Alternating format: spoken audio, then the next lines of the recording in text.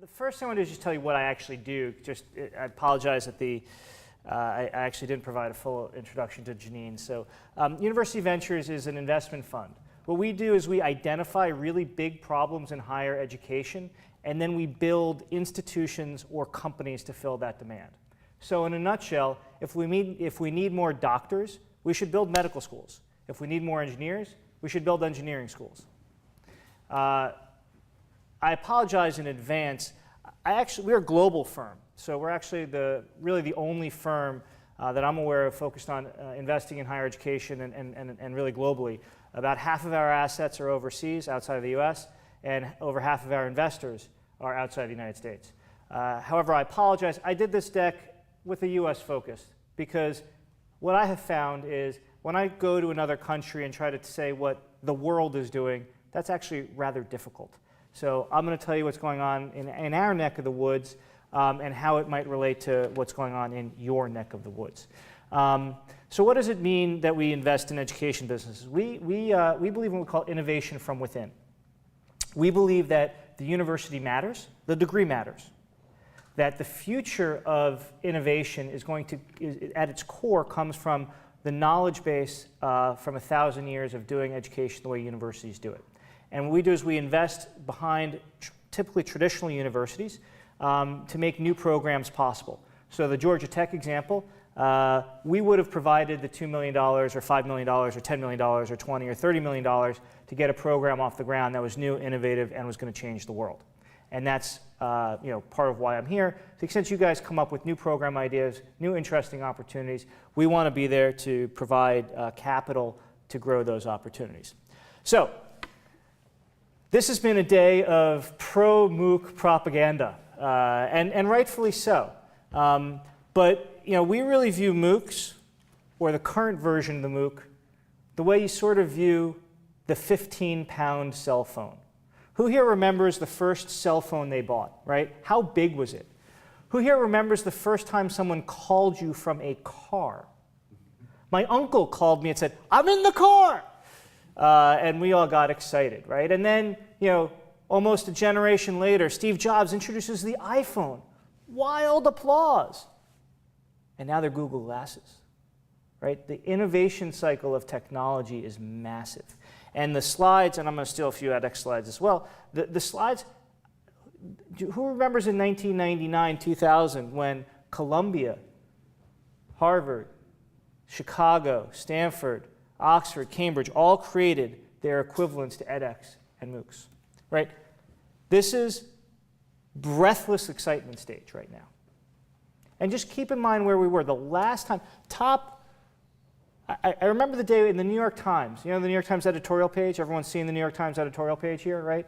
You have Tom Friedman on one side and David Brooks, the titans of the New York Times, on the same day independently wrote their editorial pieces about MOOCs. You have, if you look on the top right hand, you see that MOOCs were on the front page of the New York Times. Not once, not twice, probably 10 or 15 times over the last year. Let's just take a step back and look at the hype versus the reality for a minute. The numbers are huge. The numbers are massive. But what I just did is I went into Alexa, and I said, OK, tell me about reach for the top 3 MOOCs over the last 6 months. Their reach has not moved.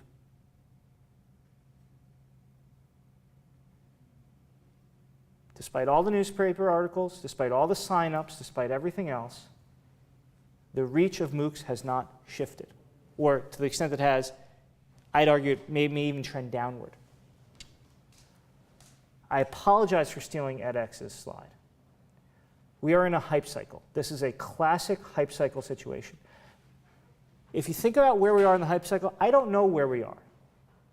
But I can guarantee you that we are somewhere on that left-hand curve, right? We have a new technological innovation, and we will have a trough of disillusionment at some point. I don't know when. But don't take everything I'm saying to indicate that MOOCs will not change the world. They will. It already has. Think about this group of people sitting around talking about MOOCs even a year ago.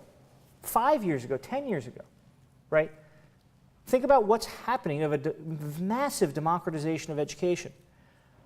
But it's not going to be the way everyone thinks. So first I want to say, we have a tale of two MOOCs, a tale of two markets. So everyone here represents effectively elite universities, okay? And when I spoke to Janine about the audience, I was sort of surprised that this group gets together. This group represents far less than 1% of the global student body, but it represents more than 99% of MOOC share. These are not formal numbers. I made these up. But they're indicative of where we are today.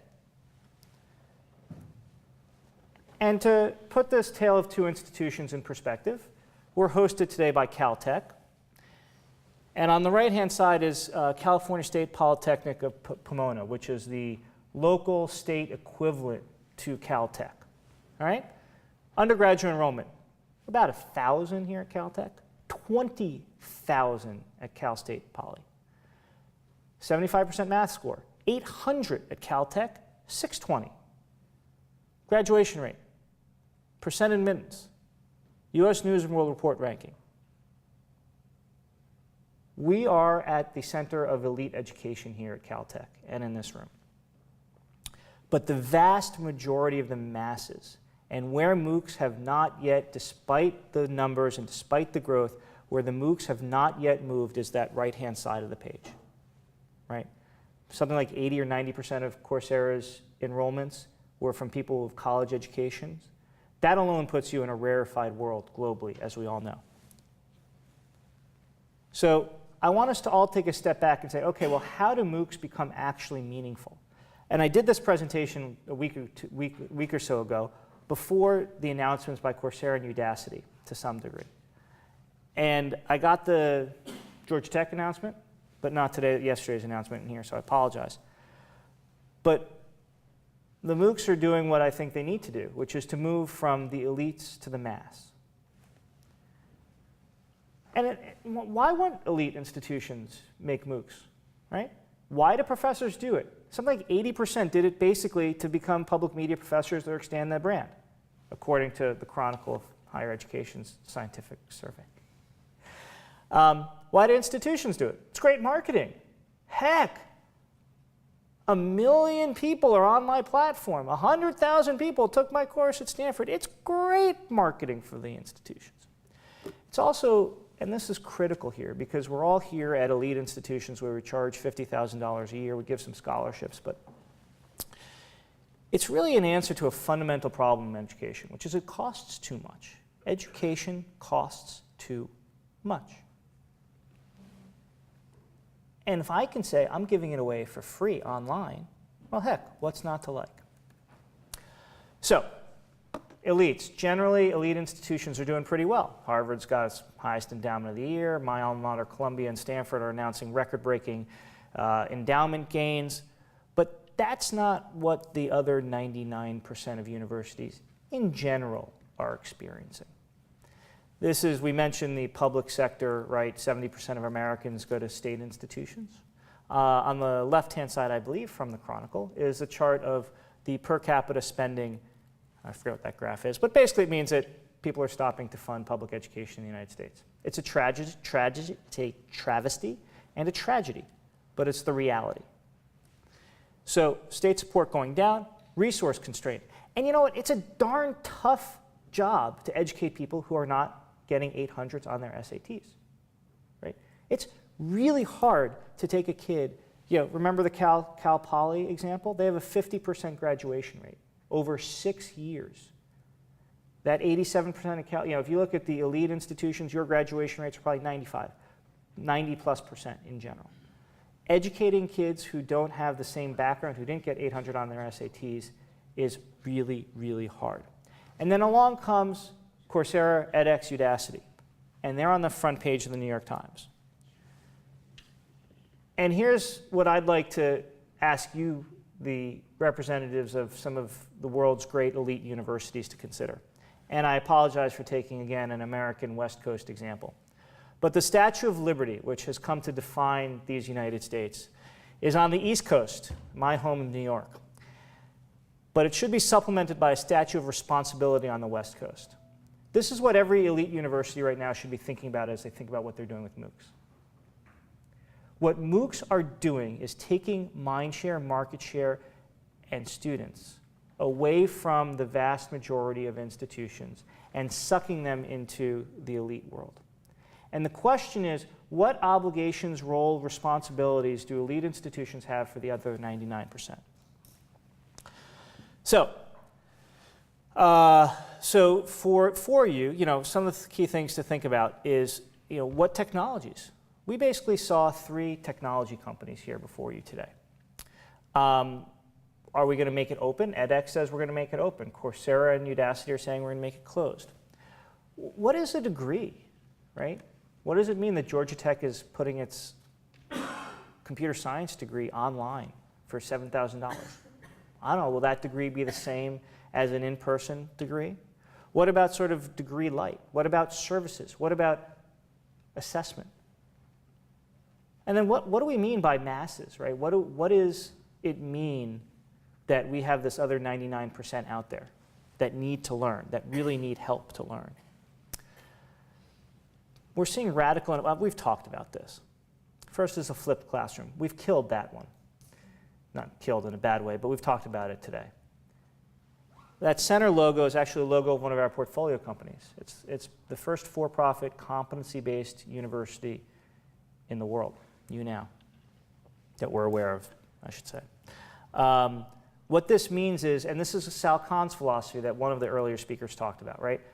Seat time credit hours, right? How long you stay in your seat is less important than what you learn. Competencies are more important. And this is the radical thing, right? Cost is going to go way down, but quality is going to go way up. And this is really the conundrum that people have trouble understanding. But it leads to really big questions. What happens when content is free? I put up the Georgia Tech yellow jacket here. And I didn't realize you were going to be here, but I'm glad you are. And then the question is it a Udacity degree or is it a Georgia Tech degree? That image is actually from Wired magazine. That was how they covered this, right? Udacity, Silicon Valley tech company, takes over, and I'm being slightly facetious and I sort of skimmed the article, but that's what it looks like, right? That image is what certain people are seeing. So I ask you as the elites, well, what should you be doing, right? How should you be, in my opinion, leveraging your brand across the masses? And I think this is from America, but I see it everywhere. McKinsey, who here saw the McKinsey report on jobs globally? Okay, if you haven't seen it, it makes for an incredibly amazing read. It basically says that the key reason for social instability in this world is the disconnect between employment and youth. It's a fascinating McKinsey report.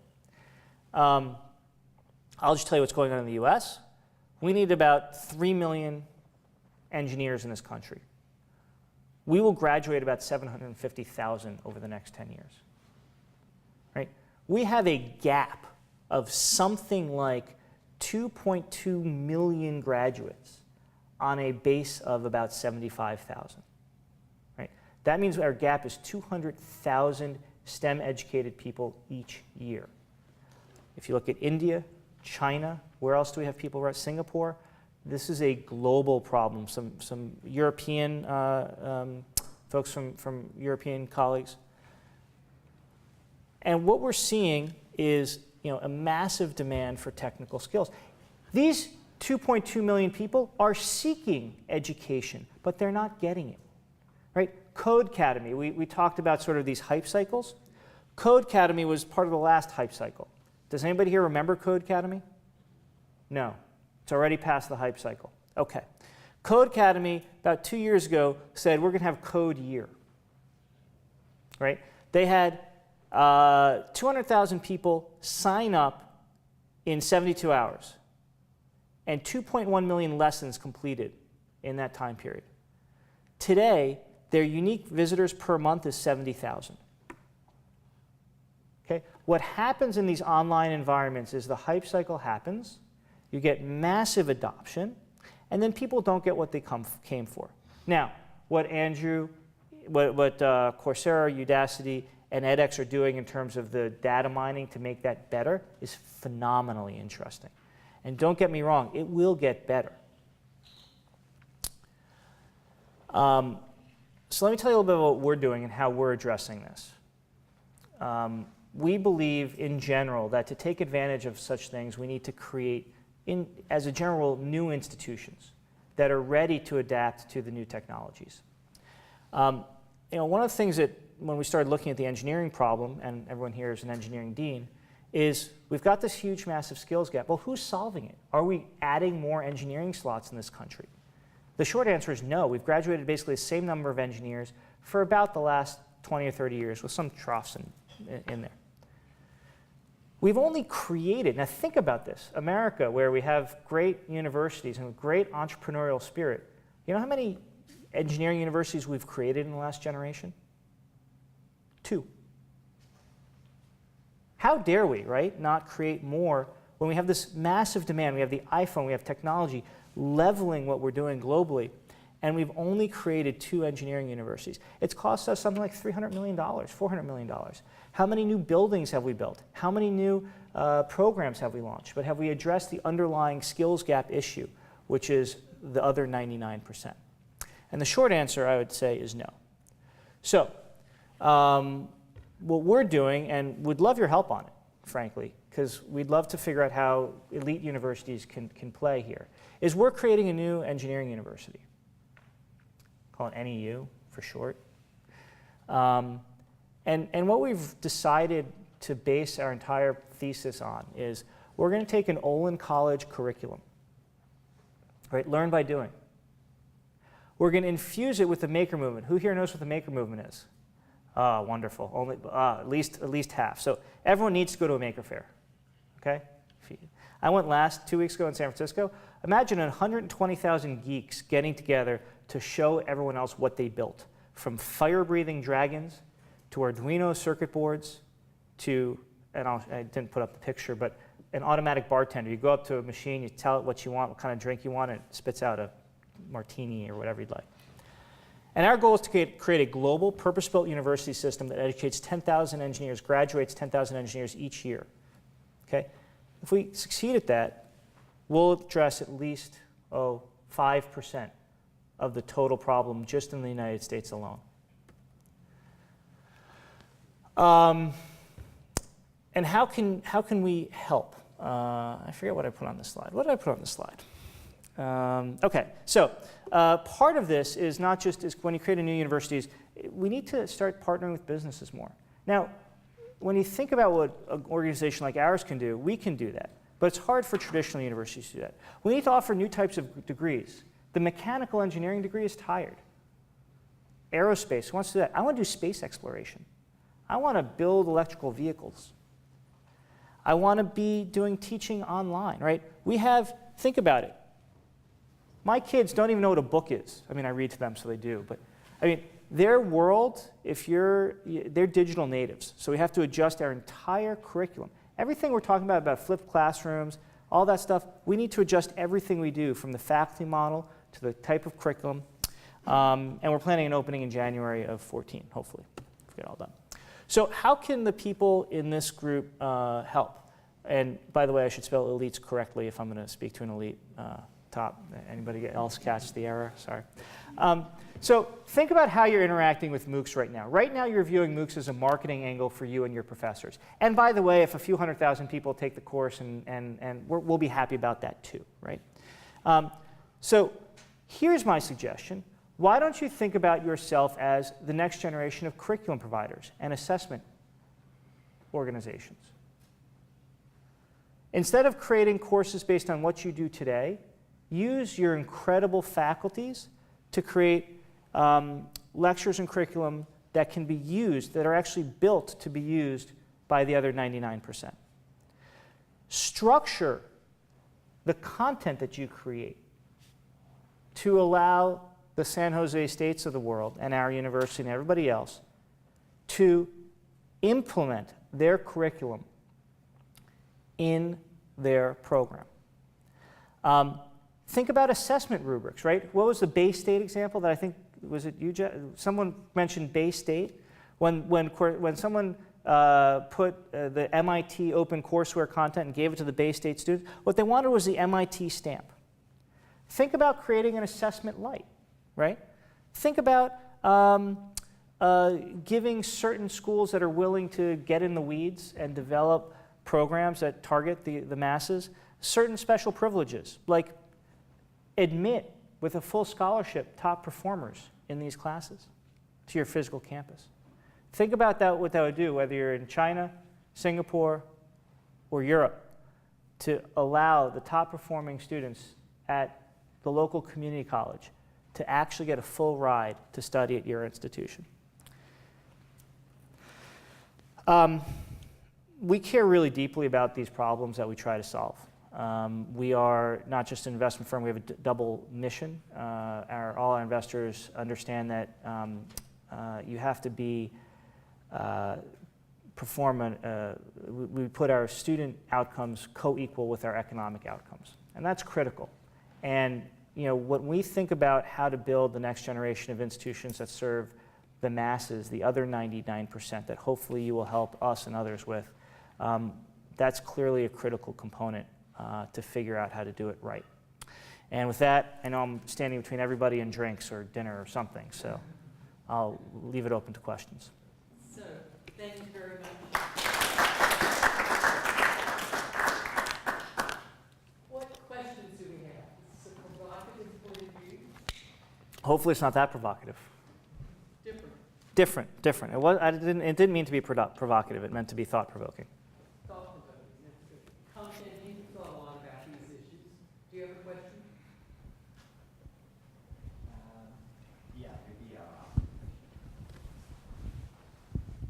Thank you very much. I think that was a very insightful presentation. I do feel that at this moment right now, I think most universities, including our universities, we are all thinking about, with this new development on MOOCs, where does it put us and what should we be doing to position ourselves? I think there's some concern earlier that would MOOCs lead to a situation where the traditional brick and mortar universities become obsolete? All lessons go online, and why do we need so many professors? Could we cut down on number of professors? Because the best lecturers can give the course, and the rest of the schools can just take the course. So those are the concerns that we have. So what you have opened up here is, I guess mine is a comment really, is looking at the other part of it. What should elite universities do to try to help in the situation? What you have identified is a problem which, even in Singapore, we see it. There's a declining interest of our bright kids to be doing STEM courses because they are tough, they don't pay as well as finance or business courses. So most of the bright kids will go over there. And how do you motivate them to want to do the STEM courses?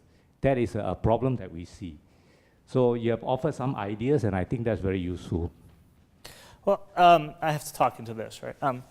So to your first question, will online make the on-campus experience irrelevant? The answer is clearly no. If you look at sort of online enrollments right now, they've peaked in the US, which is probably the most advanced market in terms of this. Literally, online enrollments in the US that are purely online have effectively reached a plateau.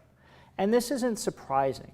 Think about retail stores that got disrupted first, right? You still shop at retail stores because of the experience and because it's hard to find the right size. And that's what's going to really happen here. There's going to be some amount that's purely online, but most of it will become effectively hybrid. And that's already happening. That online percentage, purely online percentage, may creep up. It may change, but there's clearly a role for place and physical place in global education. And in fact, I think it's going to grow in importance. And I can give you a lot of statistics on that, but I fear we'll run out of time before I even get started. To your second question, engineering has to become fun. I mean, I think the elites are going to be fine. The elites are going to attract people through research universities, and people are going to want to come to the Caltechs, the NTUs of the world, the Chinese universities that are here, because they are the best. And they will be attracted by research, and there will be a small number of people in that group. The real question, and those people they're tracked from the time they were 2, right? They're not going away. The real question is for that other 99%. If you think about the funnel to get to an engineering education, there are some real break points. 3rd, 4th, 5th grade, 10th, 11th, 12th, college. And once you're off the engineering track, you're off for good. So really the important thing is at these various break points, how do you convince people to keep playing with Legos when they're in 5th grade? In 9th grade, how do you get them through geometry? And when they get to college, how do you get them through freshman year calculus? And I actually think the Coursera's of the world have a huge amount to offer there. I mean, there are better ways to teach calculus. So to answer your question, you got to make it more fun. People have to want to do it. And engineering needs to be cool again. People in this room, we need to make this discipline really fun and really cool. I have a quick question.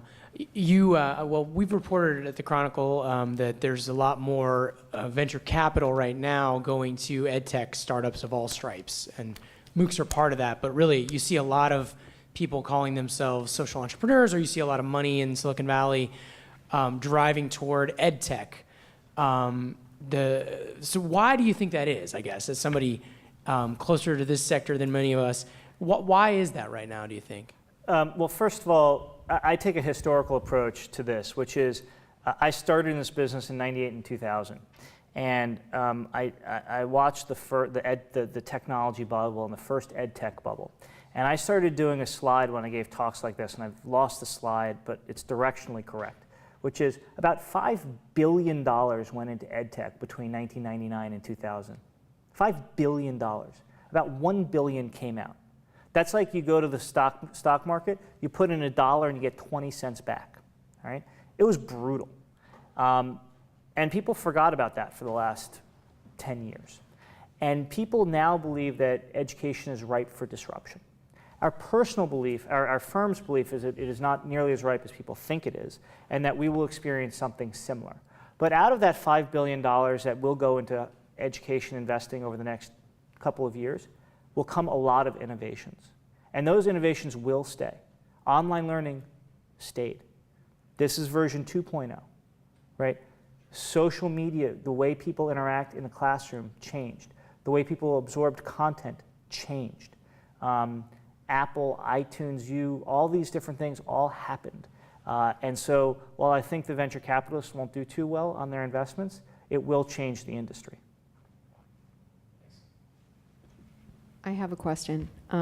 Thank you for your presentation. I'm Kathy Sandine. I'm from the American Council on Education. And I was interested in your thoughts on the employer-university relationship. That's something that we're looking at and trying to figure out. And how can you see that partnership, so to speak, enhancing and helping us achieve these goals that we need to achieve? Yeah, and I'm sorry, I don't remember your name, but that's actually critical to getting people interested in STEM as well, right? Which is, okay, so I get an engineering degree, now what? If you look at the numbers, engineers actually, I wish I had the number at my fingertips, but most people who graduate with a bachelor's degree in engineering right now are effectively unskilled to go work for a company, which is a shocking thing, right? Effectively, the master's degree in engineering has become the new bachelor's degree. Now, I may be overstating it and simplifying it, but that's how my mind understands it. And you're shaking your head yes, so I've heard that. Yes. You've heard that, so it's true. 2 people have heard it, it must be true. So, I think what's happened is, and I think the Coursera's of the world and some of the competency-based learning and some of these other things will actually have a big impact here, which is people will suddenly realize whether or not their education they're delivering is actually preparing people for the workforce. And again, we got to separate the elites from the rest, which is, most people go to college to get a job. And we need to, as educators, give them more than just the skills that they need to get that first job. We need to train them to be lifelong learners. We need to train them to be critical thinkers. And so that McKinsey report, the statistic that just jumped out at me was 75% of university faculty members or administrators think that they do an excellent job preparing people for the workforce. But only 42% of employers and like 22% of students thought the same thing. So we have this massive disconnect globally where universities think they're preparing people for skilled labor, in effect, and I'm being slightly narrow here. But the rest of the world doesn't agree with them. And that gets back to the policymaker question, right? What are the outputs here? And I think that as we become better and better as Coursera's machine learning can actually tell you how much you're learning and what skills and competencies and abilities you're learning. And that will have a radical impact on how higher education is delivered. I'm a little confused. I think it's great to hear that we're in a strange place on the hype curve. But I'm a little confused in your thought that it's plateaued, it's not going to make much of a difference. If you really believe that, it would be, I'm curious why you're starting a university. If you didn't think there must be a market opportunity there somewhere. And what seems to me likely to happen is that the price is in effect, and people aren't willing to cross-subsidize. I mean, the mistake we made with the GI Bill after World War II was thinking we could afford a liberal arts education for everybody, and that everybody wanted one. And it turns out neither of those things are true. So we're seeing this huge disintermediation led by a lot of these courses. So I will only take that which makes me employable immediately after I finish the courses. So I don't see why the other 99% aren't under tremendous stress because of the difference in price. Oh, they are. Look, price has to come down and come down dramatically. I mean, you now, you can go to school for $300 a month and take as many courses as you want. That means that if you are a working professional with a tuition assistance program, you can go to school for free and get a bachelor's degree. Right? That changes the entire cost equation for the traditional, associate bachelor's degree in business or that type of education. I'm not sure if I'm trying to think through exactly how to answer your question. Everything you said I agree with. So I'm not, I think that when Why wouldn't MOOCs be something that moves into that space? Yeah, and this is where I think MOOCs need to move, right? And this is the fundamental thing of how the elites in this room can drive that discussion, which is I think MOOCs need to move to becoming, MOOCs are effectively an LMS, right? And I kind of realized that today, and it's been percolating in my mind. But the real dagger is to Pearson, right? Not to the university. The university still needs to deliver the accreditation and the certification. And so until en masse employers abandon the degree, which they may, but I don't think they will because we haven't yet figured out what replaces it, right? And so at least for the next 10 years, I don't think the university is going to go away. And so what MOOCs are really doing is saying, hey, why do you really need a textbook, right? Because once we got the course video, and then we add in a little text and we add in some case studies, whatever, you're really going, what effectively happens is you go after Pearson. So what is the role that the physical plant can play? What is the role that the physical university can play and the online university in a world of free content? It is actually assessment, right? It's the great unbundling. I think your colleague is writing that book, right? It is assessment. It is, we make the distinction between teaching and learning, right? Teaching is 2 + 2 = 4. That can definitely be taught by an online course, period, end of story. The higher level stuff can't yet, and maybe it will, but it can't. And so that's where this concept of the professor becoming the student leader, the student guide, that really revolutionary character in a student's life that guides them through projects and through advanced learning, that's where universities, I think, will find themselves demanding a real premium. The universities that do that well will demand a premium. But I think overall costs need to come down dramatically for across the board. I think that's a critical component. I think connection with jobs is critical. And I think what's happening is the MOOCs and all the money coming into technology will impact that. The Gates Foundation money is massive, focused on outcomes. Did I answer your question?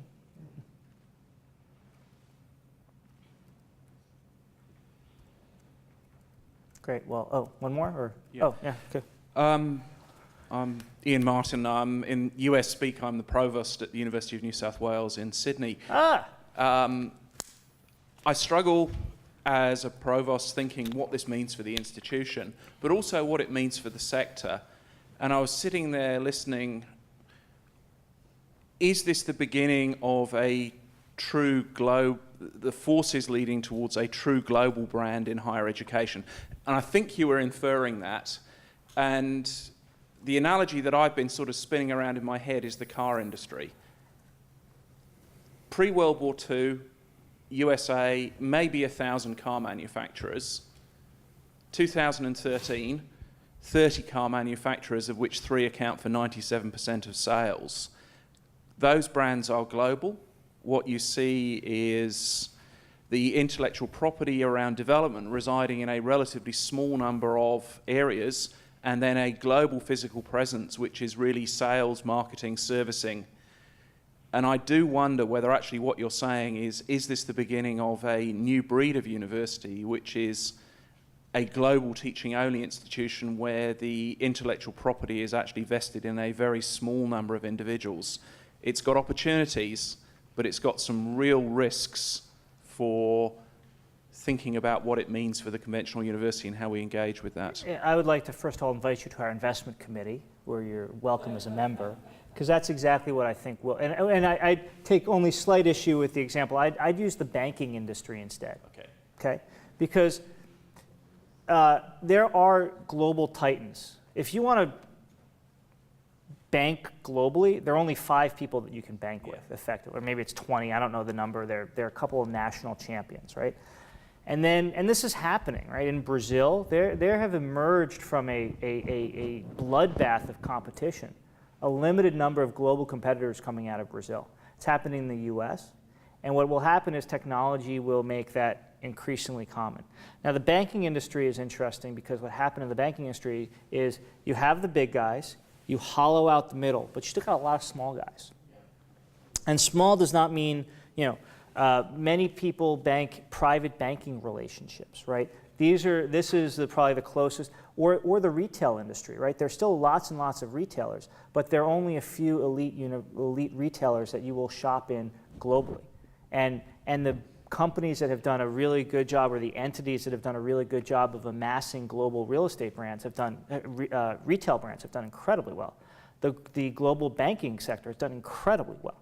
And you have, on one hand, these national champions, these global players.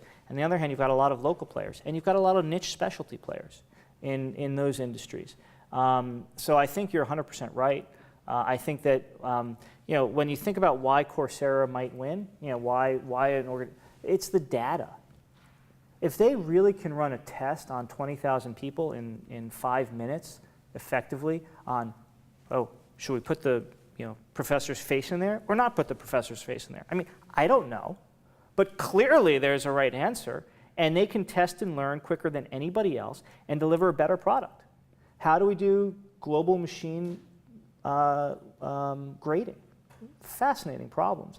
And Coursera may be the ones to figure it out, or maybe it's edX, or maybe it's Udacity, or maybe it's somebody who we haven't even heard of yet. But it will happen. One of the things we do, and I want to, everyone asks me, who's the Facebook of education, right? What is a Twitter, the Facebook of education? And I actually don't think it will happen in that way, because education is too disparate, right? You have science and technology, you have mass education, but you will have people, Facebook has 90% market share in social media, right? I don't know what the number is, but effectively 100%, right? I don't think anybody in that example of the banking sector, the retail sector, gets more than 10%. And that's what I think it looks like.